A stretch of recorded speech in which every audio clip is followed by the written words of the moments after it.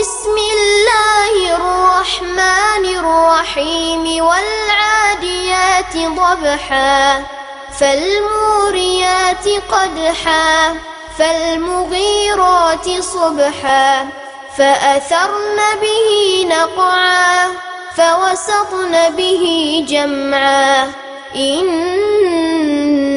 الإنسان لربه لكنود. அஸ்ஸலாமு அலைக்கும் வரஹ்மத்துல்லாஹி வபரகாத்துஹு. அன்புக்குரிய சகோதரர்களே, வெள்ளிக்கிழமை நேற்று ஜும்மா உரை நிகழ்த்தப்பட்டிருக்கிறது ஒரு பள்ளிவாசல்ல. சம்சுதீன் விசமி என்ற ஒரு சமுதாய துரோகி ஒருத்தவன் நாம் நடத்த இருக்கக்கூடிய சிறை செல்லும் போராட்டம் குறித்தும், இந்த போராட்டத்தினால சமுதாயத்துக்கு எந்த ஒரு பலனும் கிடையாது, காரணம் என்னவென்றால் இடஒதுக்கீடு என்பதே மார்க் அடிப்படையில் ஹராம், நீ உரை நிகழ்த்தி இருக்கிறான். அந்த உரையை பார்த்தீர்களேயானால் ஒட்டுமொத்தமாக ஒரு கிறுக்குத்தனத்தினுடைய முழு வடிவமாக அந்த உரை அமைந்திருந்திருக்கின்றது. அதை நேற்று டிவிலையும் ஒளிபரப்பியிருக்கின்றார்கள். சில சகோதரர்கள் போன் பண்ணி, என்னங்க இந்த மாதிரி கிறுக்கு பிடிச்ச மாதிரி உளறிக்கிட்டு இருக்கிறான் இவன், இந்த கிறுக்க உளறதையும் கேட்டுக்கொண்டு இவனை ஒரு இமாமா நினைச்சு கொண்டு சில பேர் இருந்துகிட்டு இருக்காங்களே, அவங்களுக்கு சில அறிவுரைகள் சொல்லுங்க என்று சொன்னார்கள். அதிகமாலாம் இல்ல, ஒரு 2 பேரை நம்ம போன் பண்ணி சொன்னாங்க. அந்த 2 பேருக்கும் விளக்கம் சொல்லணுமா இல்லையா? அந்த அடிப்படையில இந்த ஒரு விளக்கத்தை கொடுக்க வேண்டிய நிர்பந்தத்தை அந்த கிறுக்கை நமக்கு ஏற்படுத்தி இருக்கிறதுனால இதை நம்ம சொல்ல வேண்டிய ஒரு நிர்பந்தம் ஏற்பட்டிருக்கின்றது என்பதை முதல்ல சொல்லிக்கிறோம். ஏன்னா இப்ப நம்ம விளக்கம் சொல்லுவோம். விளக்கம் சொன்னவனே சில கிறுக்கை என்ன பண்ணுவாங்கன்னா, இது ஏன் அவரை இப்படி ஏன் திட்டுகிறீர்கள்னு சில கிறுக்கைங்க கேட்பாங்க. நாங்க திட்டலடா, அவன் கிறுக்க மாதிரி உளறி இருக்கிறதுனால நாங்க விளக்கம் சொன்னோம் என்று நாம சொன்னதுக்கு அப்புறம் அதுக்கு பதில் சொல்ல மாட்டாங்க. அது வேற விஷயம். இந்த உரையில என்னென்னலாம் சொல்லி இருக்கிறான் அப்படின்னு நீங்க பாத்தீங்கன்னா, 2 மிகப்பெரிய ஆதாரம் இடஒதுக்கீடு ஹராம்ன்றதுக்கு. அதாவது ஒரு சமுதாயத்தின் மீது நீங்கள் கொண்ட வெறுப்புணர்வானது உங்களை நீதியிலிருந்து பிறழுமாறு செய்துவிட வேண்டாம் என்று அல்லாஹ் குர்ஆன்ல சொல்லி காட்டுறான். அதனால உயர் ஜாதியினர் மேல கொண்ட வெறுப்புனால நீங்க அவங்களுக்கு எதிராக இடஒதுக்கீடுன்னு கேட்டு அவன் மார்க் எடுப்பான்ல, அந்த மார்க் எடுத்து அவன் முத இடத்துல வருவான்ல, அந்த இடத்த நீங்க தட்டி பறிக்க கூடாது. இது இந்த குர்ஆன் வசனத்துக்கு எதிரானது அப்படின்னு சொல்லி ஒன்னு சொல்றான். ரெண்டாவது ஒரு மூமின் ஒரு பொந்துக்குள்ள 2 தடவை கொட்டுப்பட மாட்டானா. நபிகள் நாயகம் ஸல்லல்லாஹு அலைஹி வஸல்லம் அவர்கள் சொன்னது உண்மை. இந்த கிறுக்கன் விளங்கிக்கிட்டது தவறா இருக்கு. எப்படி 2 தடவை கொட்டுப்படக்கூடாதான்? ஏற்கனவே 3% கொடுத்துட்டாங்கல்ல, 3% கொடுத்து இடஒதுக்கீடு வாங்கிட்டோம். அந்த இடஒதுக்கீடுனால எந்த பயனுமே கிடையாது. நமக்கு கிடைச்ச பலன் பூஜ்ஜியம். அப்படியே பேசலாம், பூஜ்ஜியம். அதனால என்ன நன்மை இருக்கு? 4 வருஷம் இடஒதுக்கீடு கொடுத்து 4 வருஷம் ஆச்சு. இதனால பலனடைஞ்ச ஒரு ஆளை காட்ட முடியுமான்னு கேட்கிறான். எந்த உலகத்துல வாழ்ந்துகிட்டு இருக்கான் இவன்? உண்மையிலே விவரமானவனா, இவனுக்கு கண்ணு தெரியுதா இல்ல ஒரு கபோதியா இருக்கிறானான்னு நமக்கு தெரியல. 4 வருஷமா இடஒதுக்கீடு வழங்கி 4 வருஷமாக எவ்வித பலனையுமே இந்த சமுதாயம் அடையல. எந்த ஒரு நன்மையுமே இல்லாத ஒரு விஷயத்துக்காக நம்ம திருப்பி கேட்கலாமா அப்படின்னு சொல்லி இவன் கேட்கிறாங்க. அப்படின்னா இவன் எந்த அளவுக்கு விவரமா இருக்கான்னு பாருங்க. இந்த அளவுக்கு விவரமாவாடா இருப்பீங்க என்று எல்லாரும் ஆச்சரியப்படக்கூடிய அளவுக்கு நிலைமை போகுது. அதனால 2 தடவை கொட்டுப்படக்கூடாதான், வாங்கின 3 ஜாஸ்தி பண்ணி கேட்கறது இதெல்லாம் கூடாது அப்படின்னு சொல்லிவிட்டு, இந்த போராட்டத்துக்காக நீங்க எத்தனை கோடி ரூபாய் செலவு பண்ணிருக்காங்க இவங்க, அந்த கோடி ரூபாயெல்லாம் வச்சிருந்தா ஒரு 10 மெடிக்கல் காலேஜ் கட்டலாம் அப்படின்னு சொல்லி உளறான். பெண்களை நம்ம போராட்டத்துக்கு அழைக்கிறோமா? வெளிநாடுகள்ல உள்ள மாப்பிள்ளைமார்கள், ஆண்கள் வெளிநாட்டுல இருக்கிறாங்கல்ல, பொண்டாட்டிகளை இங்க உள்ள மாவட்ட செயலாளர் மாவட்ட தலைவர் தள்ளிட்டு வர்றான் அப்படின்ற ரீதியில பேசலாம். மாவட்ட தலைவர் மாவட்ட செயலாளர்களோடையும் அந்த பெண்கள் எல்லாம் கிளம்பிக்கிட்டு உரசிக்கிட்டு இடிச்சுக்கிட்டு இதுக்காகத்தான் இவங்க போராட்டம் நடத்துறாங்க என்று சொல்லி நாம் நடத்தக்கூடிய போராட்டத்தையும் நம்முடைய சகோதரிகளையும் கொச்சைப்படுத்தக்கூடிய ஒரு 2 கால் மிருகம் இதை கொண்டு போய் ஒரு இமாம் என்று உட்கார வைத்திருக்கின்றார்கள் முச்சந்தில. இவனை சொல்லி குற்றம் இல்ல, இவனை இமாம்னு சொல்லி ஒரு பள்ளிவாசல்ல போட்டு வச்சிருக்காங்களே, அவங்களுக்கு மூளை இருக்கா அப்படின்றது நமக்கு சந்தேகமாக இருக்கின்றது. அவங்களை சொல்ல வேண்டும், இப்படிப்பட்ட போலி பிரச்சாரத்துக்கெல்லாம் யாரும் பலியாயிராதீங்க, பலிகடா ஆயிராதீங்க, போயிடாதீங்க என்று சொல்லி அந்த உரையினுடைய சாராம்சம் என்னன்னா, அந்த 1/2 மணி நேரம் அவன் உளர்ந்ததனுடைய சாராம்சம், யாரும் சிறை நிரப்பும் போராட்டத்துக்கு போயிடாதீங்கன்னு சொல்லி 1/2 மணி நேரம் நமக்காக விளம்பரம் பண்ணிட்டான். இது ஒரு விஷயம். இது இந்த மாதிரி எதுக்கிறத வச்சு இப்படி ஒரு போராட்டம் நடக்க போகின்றது. அந்த போராட்டத்தில் எக்கச்சக்கமான மக்கள், லட்சக்கணக்கான மக்கள் குழுமை இருக்கின்றார்கள். அது ஒரு மிகப்பெரிய பிரளயத்தை ஏற்படுத்த போகுதுன்றதை அவனே சொல்லிட்டான். இதுக்கு முன்னாடி குழந்தை குலுங்கியது, அண்ணா சாலை அலறியது, திருநெல்வேலி திணறியது அப்படின்லாம் சொல்றான். அப்படின்னா என்ன, நம்ம நடத்திய போராட்டத்தின் காரணமாக ஒரு மிகப்பெரிய ஒரு மாற்றம் ஏற்பட்டு இருக்கின்றது. அவன் அறியாமலே அவனுடைய நாவல இருந்தே அல்லாஹ் வரவழைச்சிட்டான். அல்லாஹ்வுடைய அருள் இது. அதே நேரத்தில் இவன் வச்சு இந்த கிறுக்குத்தனமான வாதங்களுக்கு நாம பதிலை பார்த்து விட்டு இவன் எப்படிப்பட்ட ஒரு சமுதாய துரோகி அப்படின்றதை நாம விளங்கணும். இடஒதுக்கீடு கேட்கறது ஹராம், இடஒதுக்கீடு அநியாயம் அப்படின்றான். காரணம் என்னன்னா, நல்லா படிச்சவனுடைய ஒரு இடத்தை நம்ம போய் தட்டி பறிக்கிறோமா. தட்டி பறிக்கிறதோடு மட்டும் இல்லாம தகுதியற்ற ஒரு இடத்துல பொறுப்புகள் ஒப்படைக்கப்பட்டா அது கியாமத் நாளுடைய அடையாளம். அதனால தகுதி இல்லாத ஒரு 60 மார்க் எடுத்த ஒரு முஸ்லீம் அவனுக்கு இடஒதுக்கீடு கொடுத்து அவன் டாக்டர் சீட்டா டாக்டர்ல போயிட்டான்னா அவன் ஆயிரக்கணக்கான பேரை சாவடிக்க போறான். அவன் 1000 பேர் அவன் ஆபரேஷன் பண்ணி சாவடிச்சான்னா இப்படியே பேசுறாங்க. 1000 பேர், ஆயிரக்கணக்கான பேரை சாவடிக்கக்கூடிய டாக்டர் அவன் உருவாவானா இல்லையா? அதே நேரத்தில் 90 மார்க் எடுத்த ஒரு உயர்ந்த ஜாதிக்காரனுக்கு சீட்டு கிடைக்காம போச்சா இல்லையா என்று பேசுகிறான் என்றால் இவன் உண்மையிலேயே முஸ்லீம் தானா அல்லது நரேந்திர மோடியினுடைய சென்னை ஏஜெண்டா? இதுதான் நமக்கு முதல்ல சந்தேகமா இருக்கின்றது. இவன் கட்டாயம் நரேந்திர மோடியினுடைய ஏஜெண்டாகத்தான் இருக்க வேண்டும். காரணம் என்ன, வைக்கிற வாதம் எல்லாம் நரேந்திர மோடி வைக்கக்கூடிய வாதம். இது நரேந்திர மோடியினுடைய அடிவரடியாகத்தான் இவன் இருக்க வேண்டும் என்பதுதான் நம்மளுடைய முதல் சந்தேகமாக இருக்கிறது.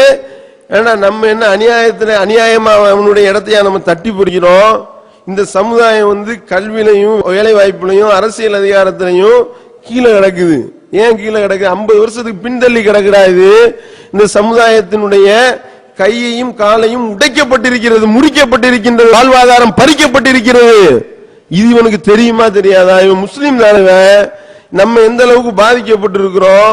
நம்ம ஆங்கிலேயரை எதிர்த்து போராடியதன் காரணமாக நான் ஆங்கிலம் படிக்க மாட்டேன், எனக்கு இடஒதுக்கீடு வேணாம், எனக்கு அரசு வேலை வாய்ப்பு வேணாம் என்று சொல்லி தூக்கி உதறிவிட்டு நாம் அந்த மாதிரியான முடிவுகளை எடுத்ததுனால நம்ம சமுதாயம் கல்வியில பின்தங்கி இருக்கு, வேலை வாய்ப்புல பின்தங்கி இருக்கு, அரசியல் அதிகாரத்துல பின்தங்கி இருக்கு, கேட்க நாதி இல்லாம கிடக்கு. இப்படி ஐஏஎஸ் இல்ல, ஐபிஎஸ் இல்ல, இப்படி இருக்கிறதுக்கு காரணம் என்ன? முன்னாடி நம்மளே இந்த மாதிரியான ஒரு போராட்டத்தை மேற்கொண்டதனுடைய விளைவும் பின்னாடி வந்த ஆட்சியாளர்கள் நம்மளை வஞ்சித்து இருக்கிற இடஒதுக்கீடையும் பறிச்சு ஒண்ணும் இல்லாம படிப்பே இல்லாம ஆக்கிட்டாங்க. அப்படி ஆக்குனதுனால தான் நம்ம கீழே கிடக்குறோம்.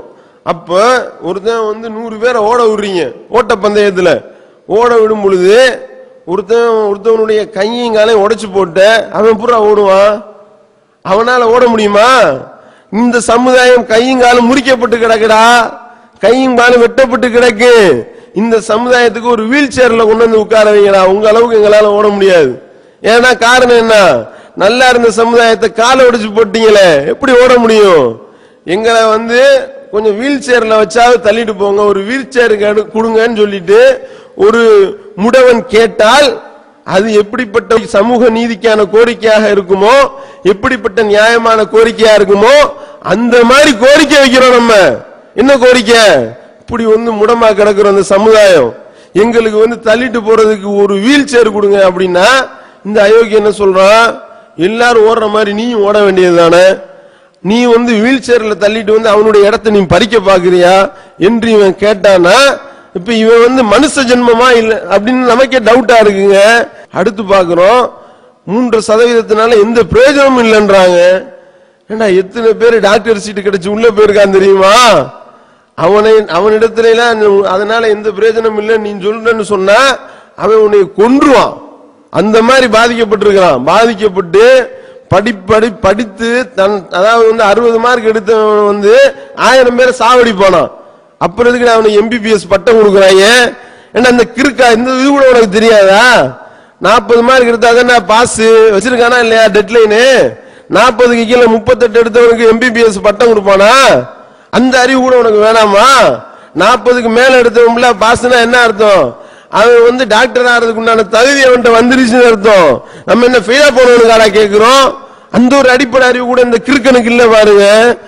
இந்த மாதிரி உள்ளவனை தான் தலைமை மாமனு போட்டு வச்சிருக்கிறேன். வாங்கின 3% ஆள் இல்ல, நிரப்புவதற்கு ஆள் இல்லை அப்படின்னா. ஏன் நிரப்ப ஆள் இல்லை தெரியுமா?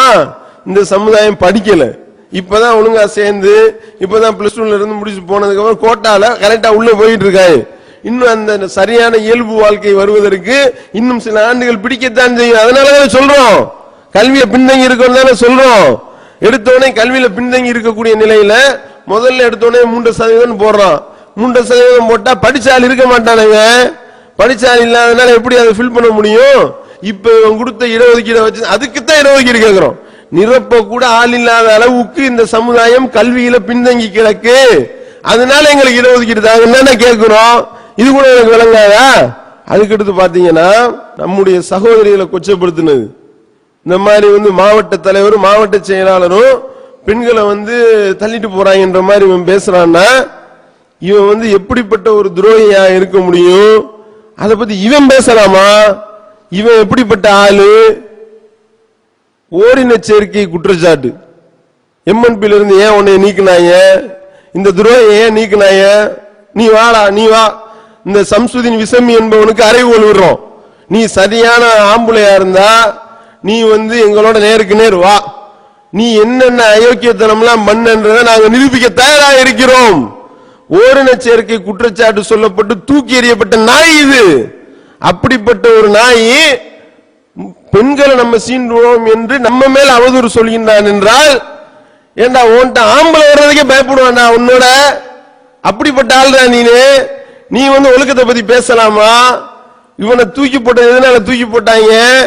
வெளியே வந்துச்சா இல்லையா? புட்டு புட்டு வச்சாங்களா இல்லையா? இப்படிப்பட்ட ஒரு அயோக்கிய இவன் ஒழுக்கத்தை பத்தி பேசுறான். அப்பனா இவனிடத்துல நம்ம சில கேள்விகளை கேட்க விரும்புறோம். இவன் சரியத்து கவுன்சிலிங் பண்றான்ல, பொம்பளைகளை தனியா வச்சு விசாரிக்க செய்வான்ல, அப்ப நீ என்னடா பண்ற? உன் மேல இப்படி ஒரு குற்றச்சாட்டு வந்துச்சு, இந்த மாதிரி சரியத்து கவுன்சில நீ இப்படி செய்யறேன்னு சொன்னா அதுக்கு நீ என்ன பதில் சொல்லுவ? நாங்களாவது முகத்தை திறந்து போட்டு போகணும், அடையாளம் தெரியணும் பெண்களுக்கு எல்லாம் சொல்லிக்கிட்டு இருக்கிறோம். இவன் முண்டாட்டிக்கெல்லாம் மூஞ்சியை பொத்திக்கிட்டு கைய காலெல்லாம் பொத்திக்கிட்டு எங்க போறோம் யாரு வர்றோம்னு தெரியாத அளவுக்கு போகணும்னு சொல்லிட்டு இருக்கிறான். இவன் ஜும்மா மஸ்ஜித்ல ஜும்மா உரை நிகழ்த்திட்டு இருக்கான்ல, இவன் முண்டாட்டி இன்னொருத்தன் தள்ளிட்டு போறேன்னு வைங்க. காரணம் என்ன? மூஞ்சியை பொத்திக்கிட்டு போறாங்கல்ல, கண்டுபிடிக்கவும் முடியாது இதனால. அப்படின்னா அப்படின்னு ஒருத்தன் குற்றச்சாட்டு வச்சா அப்ப நீ என்ன சொல்லுவ? நீ எதனால ஜும்மா உரை நிகழ்த்துற தெரியுமா? அரை மணி நேரம் நீ பண்ற நேரத்துல உன்னுடைய வீட்டுல உள்ள பொம்பளைகளை எல்லாம் வேற எவனோ தள்ளிட்டு போறான் அப்படின்னு ஒருத்தன் குற்றச்சாட்டு வச்சா அதுக்கு என்ன பதில் சொல்லுவ? மானம் கட்டவனே அப்படின்னு அவன் இடத்துல யாராவது கேட்டா அதுக்கு இவன் என்ன பதில் சொல்லுவான்? ஆதாரம் கேட்பானா இல்லையா? என்ன ஆதாரம் காட்டுறா? இந்த மாதிரி எந்த அளவுக்கு பெண்களை பாதுகாப்பாகவும் எந்த அளவுக்கு பெண்களை கண்ணியமாகவும் நடத்தக்கூடிய அமைப்பு தெரியுமா இது? அப்படி கண்ணியமா நடத்துறதுனால தான் இத்தனை லட்சக்கணக்கான பெண்கள் குழுமுறாங்க. இது இவனுக்கு தெரியல.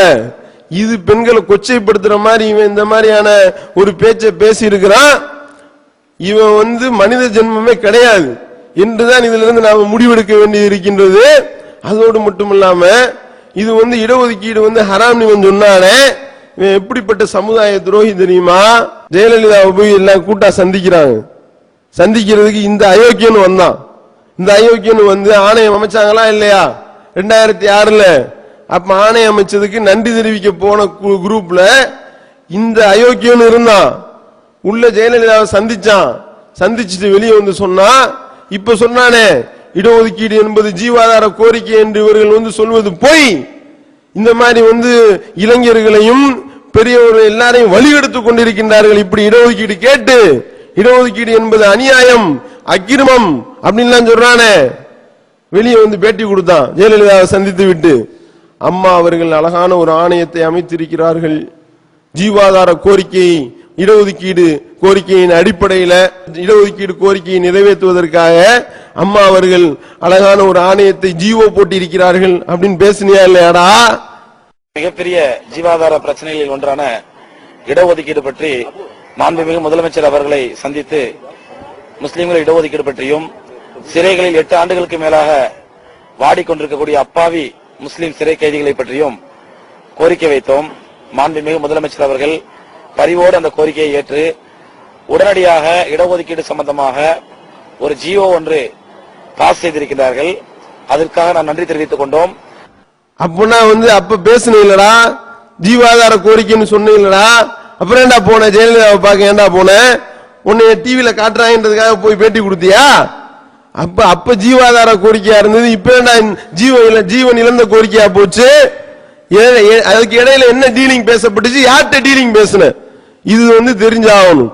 இப்ப இந்த அளவுக்கு முஸ்லிம்களை இழிவுபடுத்தி, முஸ்லிம் சமுதாயத்தை கேவலப்படுத்தி, முஸ்லிம் பெண்களை இழிவுபடுத்தி, இது போன்ற ஒரு கேவலமான ஒரு வேலையை செஞ்சிருக்கிறான். இவனுக்கு சரியான முறையில் பாடம் எங்க கற்றுக் கொடுக்கப்படும் என்றால், சொன்னான்ல போவாதீங்க, யாரும் போயிடாதீங்க, பாரு இன்ஷா அல்லாஹ் ஜனவரி 28ஆம் தேதி பாரு, 4 மண்டலங்களையும் குழுமக்கூடிய கூட்டம் இருக்கே, அந்த கூட்டத்தை பார்த்து முதல்ல எரிஞ்சு சாவ போறது இவன் தான். எரிஞ்சு அந்த எரிச்சல்லே இவனுக்கு பல நாட்கள் தூக்கம் வராது கட்டாயம். அப்படிப்பட்ட ஒரு பதிலடியாக மக்கள் பதிலடி கொடுக்க இருக்கின்றார்கள், பெண்கள் தயாராக இருக்கின்றார்கள் என்பதை இவனுக்கு எச்சரிக்கையா சொல்லிக் கொள்றோம். மார்க்க விஷயத்துல இவன் சரியான ஆள் கிடையாது. மதுக்கு ஆதரிச்சு பேசுவான், மௌலூதுக்கு மேல பூசி மொழி அதை நியாயப்படுத்துவான், இரத்த தானத்தை பத்தி உளறனா, கண் தானம் கூடாதுன்னு சொன்னா, தௌஹீதுன்ற வார்த்தையே இல்லைன்னு சொன்னா, இருக்குடா அப்படின்னு சொல்லிட்டு ஆதாரத்தை அள்ளி போட்டோம். இப்படி மார்க்க விஷயத்துல இவன் எடுத்துக்கிட்டீங்கன்னா ஆக கேடு கட்டவனா தான். ரொம்ப ரூல்ஸ் எல்லாம் பேசுவான். கடைசியில் என்னன்னா, இவனுடைய நிகழ்ச்சியில 4 பேர் டான்ஸ் ஆடுற மாதிரி வரும் இடையில, அதுதான் இவனுடைய மார்க்க பற்றுதல். பாத்துக்குங்க, இந்த மாதிரி வைத்துக் கொண்டு மார்க்கத்தை வியாபாரமாக்கக்கூடிய ஒரு மார்க்க வியாபாரி. மக்கா ஹஜ் சர்வீஸ் பேரு, மக்கா ஹஜ் சர்வீஸ் என்ற பேர்ல நீ எந்த அளவிற்கு ஹாஜிகளாக வரக்கூடியவர்கள்ட்ட, ஹஜ்ஜுக்கு போகக்கூடியவர்கள்ட்ட பணத்தை வாங்கி நடுத்தரில் விட்டியா இல்லையாடா, தலைமறைவானியா இல்லையாடா, நான் கிருஷ்ணாட்ட பேசிட்டேன் அவட்ட பேசிட்டேன்னு சொல்லி எத்தனை பேருடைய ஹஜ் பயணத்துல வயிற்றுல அடிச்ச தெரியாதா உன்னை பத்தி? இப்படி பொருளாதாரத்திலையும் சரி, ஒழுக்க விஷயத்திலையும் சரி, நியாயத்திலையும் சரி, இவன் சரியான ஆள் கிடையாது. இவருக்கு ஒரு பகிரங்க அறைகூவல் விட்டுக் கொள்கின்றோம். இவன் சரியான ஆளாக இருந்தால், இந்த சம்சுதீன் விசமிய நீ உண்மையிலேயே உனக்கு மானம், வெக்கம், ரோசம், சூடு, சொரண இதெல்லாம் இருக்குமே ஆனால் தௌஹீத் ஜமாத் உன்னை பகிரங்க விவாதத்திற்கு அழைக்கிறது.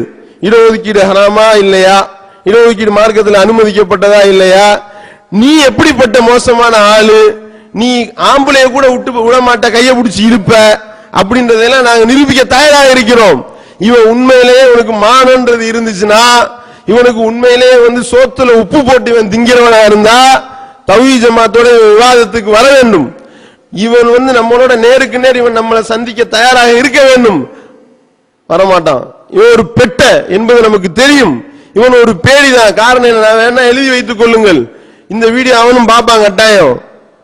அதாவது அவனை கையையும் காலையும் கட்டி அப்படியே அலாக்கா குண்டு கட்டா தூக்கிட்டு தௌஹீத் ஜமாத் அறிஞர்களோடு விவாதம் பண்ணிடான்னு தூக்கி போட்டீங்கன்னு வைங்க, கட்ட அவுத்து விட்டோன்னு ஓடிடுவான். அதுதான் நிலைமை. இதை இவனுக்கு ஒரு பகிரங்க சவாலாக சொல்லிக் கொள்கிறோம். இவன் ஒரு பேடி, இவன் ஒரு பெட்ட, ஒரு காலத்தையே வரமாட்டான். அப்படி வந்தான்னா ஆம்பளை கூட விட்டு வைக்க மாட்டான் என்பதை நாம் நிரூபிக்க தயாராக இருக்கின்றோம். இவன் எத்தகைய சமுதாய துரோகி, இவன் எத்தகைய மார்க்க விரோதி, இவன் எத்தகைய மார்க்க வியாபாரி என்பதை நாம உண்மைப்படுத்த நிரூபிக்க தயாராக இருக்கின்றோம். இவன் ஆம்பளையாக இருந்தால் நம்மோட விவாதிக்க வர வேண்டும். இதை அந்த முத்தவல்லிகளுக்கு எச்சரிக்கையா சொல்லிக் கொள்றோம். இவனை ஒரு பள்ளிவாசல போட்டு வச்சிருக்கிறாங்களே, அவர்களுக்கும் எச்சரிக்கையாக சொல்லிக் கொள்கிறோம். இவனை மனுஷ லிஸ்ட்ல வைக்க முடியாது, இவனை போய் இமாம் லிஸ்ட்ல வைத்திருக்கின்றீர்கள். உடனடியாக இதுக்கு உண்டான ஏற்பாடை பாருங்க. இல்லாவிட்டால் உங்களுடைய வீட்டில் உள்ள ஆம்பளைங்களுக்கும் பிரச்சனை வரும் அப்படின்றத அந்த நிர்வாகிகளுக்கு நாம எச்சரிக்கையாக சொல்லிக்கொண்டு, இந்த மார்க்க வியாபாரிக்கு, இந்த சமூக விரோதிக்கு, இந்த சமுதாய துரோகிக்கு இன்ஷா அல்லாஹ் ஜனவரி 28 அன்று அல்லாஹ்வுடைய மகத்தான அருளை கொண்டு மக்கள் பாடம் புகட்ட இருக்கின்றார்கள் என்பதை நாம் சொல்லி நிறைவு செய்கின்றோம். வாயுதவான அல்ஹம்துலில்லாஹி ரப்பில் ஆலமீன். அல்லாஹ்